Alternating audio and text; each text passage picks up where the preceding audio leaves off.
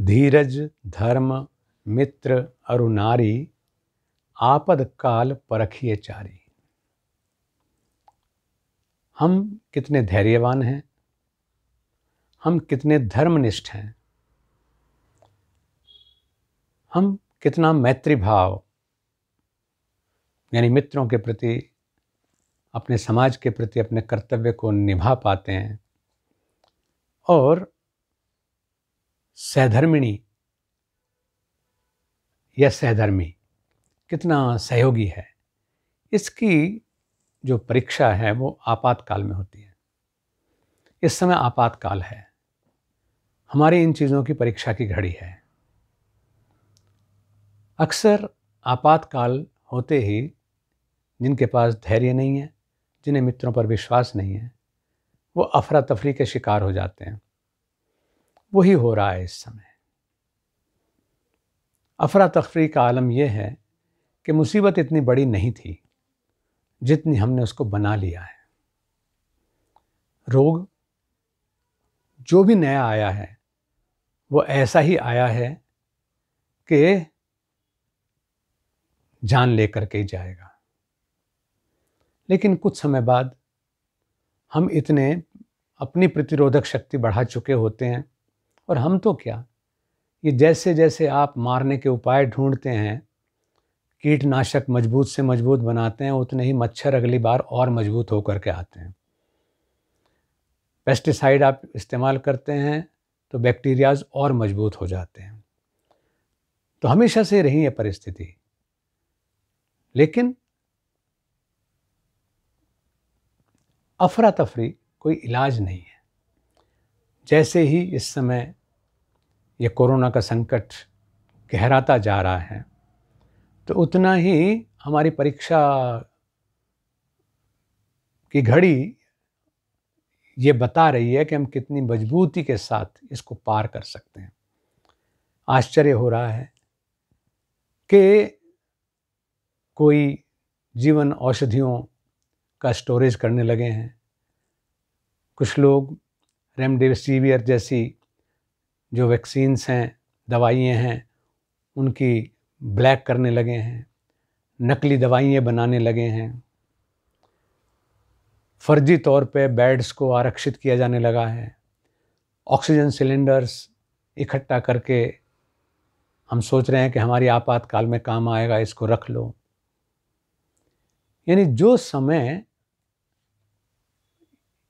इस बात के लिए है कि हमारे पास जो कुछ है उसको तत्काल हम छोड़ें, औरों के लिए, औरों की मदद के लिए हाथ आगे बढ़ाएं, उस समय में हम लोग दूसरों की पीड़ा को अपने धनोपार्जन का साधन बना बैठे हैं। उस समय वो ज़रूरतमंद को चीज़ न दे करके अपने लिए उसका स्टोरेज करने लगे हैं।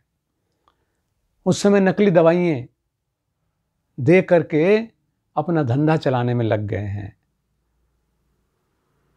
मृत्यु की विभीषिका ये कहती है कि हम भी उससे वंचित नहीं रहेंगे, कल हमें भी उसे झेलना है।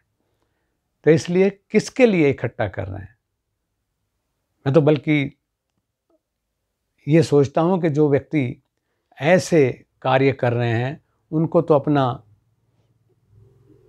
कफन का सामान भी, अंत्येष्टि का सामान भी अभी से रख लेना चाहिए, क्योंकि उसकी भी ज़रूरत पड़ेगी उनको जल्दी ही। दुर्भावना इसमें नहीं है, लेकिन सत्य को हमें जानना ही चाहिए। सच्चाई की तरफ से आंख मूंदने से सच्चाई खत्म नहीं हो जाती है। अगर कबूतर बिल्ली को देख करके उसकी तरफ से आंख बंद कर ले तो उस कबूतर के भाग्य का फैसला वो बिल्ली ही करती है। दुनिया में इस महामारी में, क्योंकि पहले भी महामारियां आई, उनमें अगर उबरने का रास्ता कोई रहा तो वो केवल ये रहा कि हम कितना धैर्य रखते हैं, कितना एक दूसरे के प्रति सहयोग भाव रखते हैं, और कितना हम संग्रहवाद से बाहर निकलते हैं। तो आइए इस परीक्षा में हम खरे उतरें और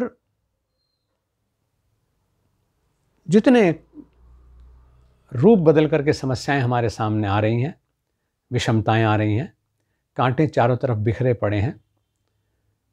वायरस कब किसको पकड़ जाए कहा नहीं जा सकता।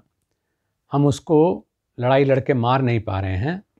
तो उसके लिए मेरे पूज्य पिता ने मुझे सिखाया था कि तुम इस समय एकदम सारे कांटे नहीं चुन सकते, लेकिन सबसे पहला काम करो कि अपने पैर में अच्छा सा जूता पहनो, यानी अपनी रक्षा करें, परिवार की रक्षा करें और फिर रक्षित रहते हुए अन्यों की मदद करें। क्योंकि अगर आप मदद करने लायक ही नहीं रहेंगे तो फिर मदद कौन करेगा। किसी डूबते हुए को बचाना हमारा धर्म है, लेकिन डूबते हुए के साथ डूबना हमारा धर्म नहीं है। ये सत्य है कि आप पहली सुरक्षा आपकी और आपके परिवार की, उससे बाकी समाज अपने आप सुरक्षित होना शुरू हो जाएगा और फिर थोड़ा सा सहारा आप दे देंगे, हम दे देंगे। तो ऐसे मिलकर के हम समाज का निर्माण करेंगे और समाज की रक्षा भी करेंगे। आइए धैर्य धारण करें और विवेक से आगे बढ़ें।